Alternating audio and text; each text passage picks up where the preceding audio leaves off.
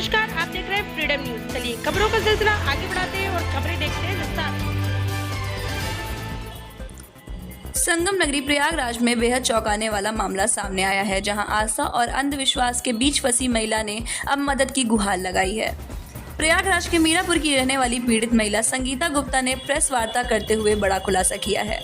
महिला का आरोप है कि छोटी बगाड़ा एनी बेसेंट के समीप एक मज़ार पर झाड़ फूंक करने वाले मुश्ताक अली और उसके बेटे अकरम जुनैद फैज़ान ने जिन जिन्नात के माध्यम से उससे पैसे और जेवर ले लिए, और जब उसने अपनी बेटी को मज़ार पर भेजने से मना किया तो जिन जिन्नात से उसे बीमा कराकर मरवा दिया।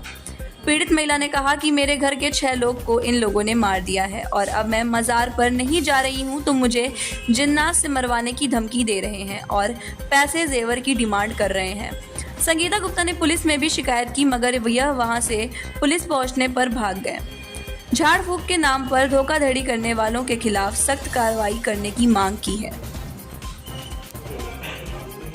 21वीं सदी चल रही है, दुनिया चांद पर जा चुकी है और भारत ने भी चांद पर दक्षिणी ध्रुवी में अपना कदम रख दिया है। मगर आज भी कुछ जगह ऐसी हैं जहां अंधविश्वास के नाम पर लोगों को लूटा जा रहा है, गुमराह किया जा रहा है, दहशत का माहौल बनाया जा रहा है।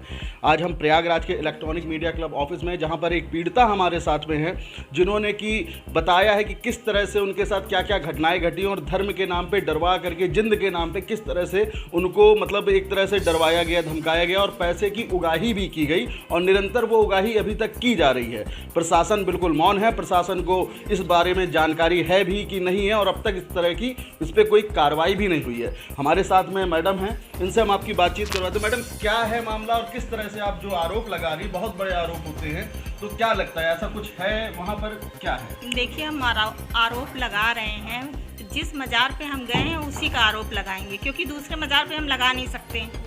जो मेरे साथ हुआ, मेरी मम्मी के साथ हुआ, पापा के साथ हुआ, उनको भी इस्लाम कबूल करके घर में मज़ार बनाओ और उनकी पूजा करो। मम्मी ने किया और उस घर को मत बेचना। जब घर बिक गया तो पूरे परिवार को परेशान किया और उसके बाद बोला कि आप बड़ी बेटी को लेके अपने मेरे मज़ार पे लेके आओ, तो मम्मी ने मना कर दिया। फिर मेरी एक किराएदार थी, उनको ख़त्म किया, कहा हम मारे हैं अपने जिन से। अब मेरे पास बहुत बड़े हैं जिन, उनकी पूजा करता हूँ, उन्हीं से मैं काम करवाता हूँ। नहीं तो जैसे उन्होंने कहा कि हमने मारा, इस तरह का कुछ उन्होंने एविडेंस आपके पास कुछ ऐसा है जिसमें वो कहते हुए जब आप वीडियो की बात कर रहे थे, तो उसमें ऐसा क्या है, कुछ है क्या इस तरह का जो आप कबूल कर रहे हैं वो? नहीं, उसमें वीडियो में तो हम वकील को लेके गए कि अब बहुत परेशान हो चुके हैं, बहुत आपको दे चुके हैं। अब वकील को लेके आए हैं और पुलिस चौकी, एनी बेसेंट पुलिस चौकी से पुलिस को भी लेके गए हैं और बोले कि वहाँ के लोग कहते हैं ये सब कोई कुछ नहीं कर पाएगा। करने का थाने पुलिस ने क्या कार्रवाई की? कुछ नहीं, बस एप्लीकेशन लेते हैं, रखा रहता है, फिर वो लोग भाग जाते हैं 5-6 महीने के लिए। मज़ार पे धूल जम जाती है, फिर उसके बाद आएंगे वो सफाई करेंगे। कौन लोग हैं ये मुश्ताक अली के बेटे हैं, जुवेद और टोनी और अकरम, ये सब है। उनका 22 साल का पोता है। अभी 16 तारीख को हम 16 नवंबर को गए हैं, तो उनका जो मुश्ताक अली का पोता था वो मज़ार को फूल से सजा रहा था। उससे बोले कि देख लो, वकील को लेके आए, अब केस हम करेंगे, क्योंकि हमारे घर के 6 लोग ख़त्म हो चुके हैं और हम काफ़ी कुछ तुम्हें दे चुके हैं धमकी से, अब हम नहीं डरेंगे। तो उसने कहा हम नहीं कुछ कर रहे हैं, जो कर रहे हैं, जो ये मज़ार है मेरे भगवान का, वही कर रहे हैं और तुम इसको कबूल चुकी हो, इसको ज़िंदा रखना है, तुम्हें आना है और जितना जो कहें उस पैसा ला के चढ़ाओ। आप पहली बार वहाँ पर पहुँचे थे, किस तरह से पहुँचे? पहली बार हम अपनी मम्मी के साथ गए थे और वो मज़ार का चादर जो चढ़ता है, वो जब भी जाते थे वहाँ अजमेर शरीफ, वहाँ से 5,500 जितना भी मम्मी के पास रहता था उनको दे देती थी। कहते थे वहाँ से चादर लाएंगे, अपने मज़ार पर हम चढ़ाएंगे।